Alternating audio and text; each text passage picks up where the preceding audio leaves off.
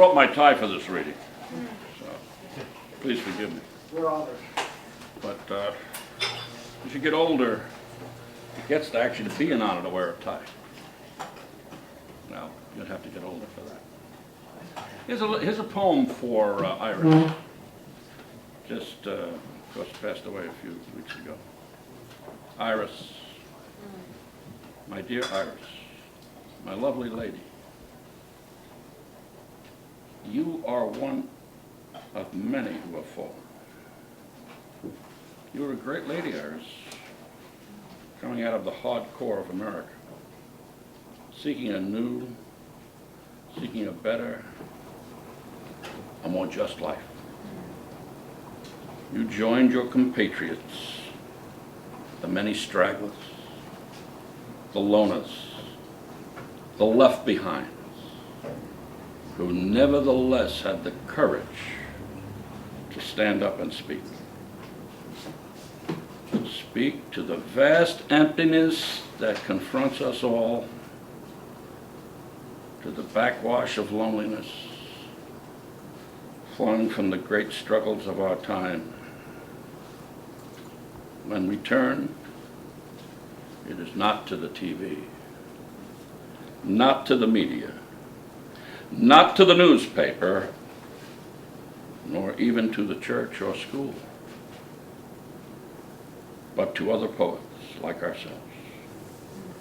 Those of us who still have a voice and still have the courage to speak it. I salute you as a poet, Iris, who took that step across the abyss into the discipline of language, into its heavenly ecstasy, into its sisterhood of loving compassion, each of us aware of the self of the other, of the choice we have made to come down this path and be together. We clasp hands and souls, Iris, in these poems. The most powerful bond of fraternity, sisterhood known to humanity. In our articulated words, the dance of soul brothers and sisters, before we have to break our grasp once more and return to solitary graves.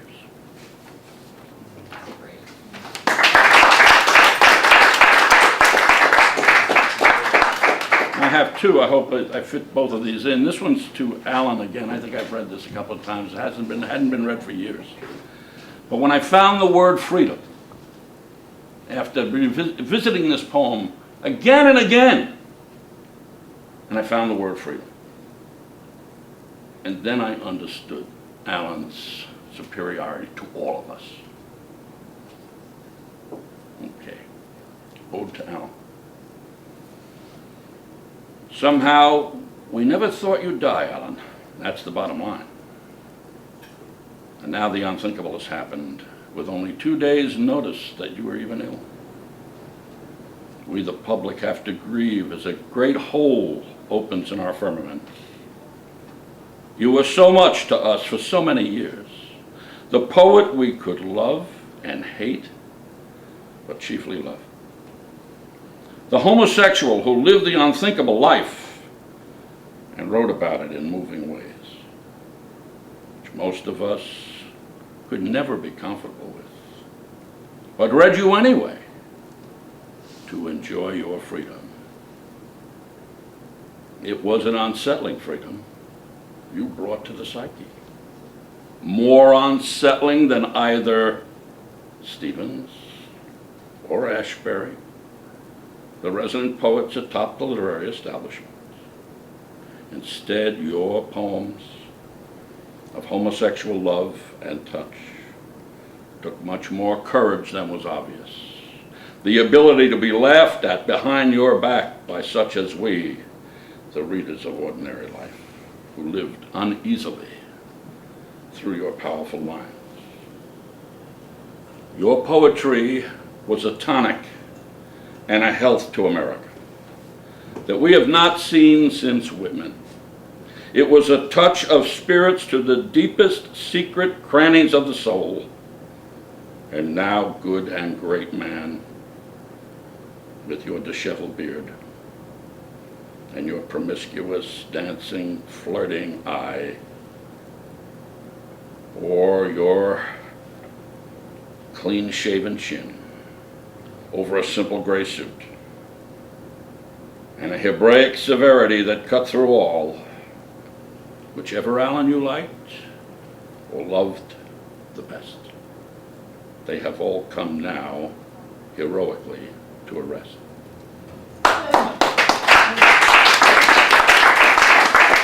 I should mention that I very timidly read the first version of this ode to Allen without the freedom word in it. Another word in it. But it had so impacted the poetry project that I had a night at the project because of reading Allen. Okay, here comes my last piece, Fish. Fish is an old one, 15 years old. Thought to revise it many times, but there are lines in it that I trade the earlier or other lines for these finishing lines for me.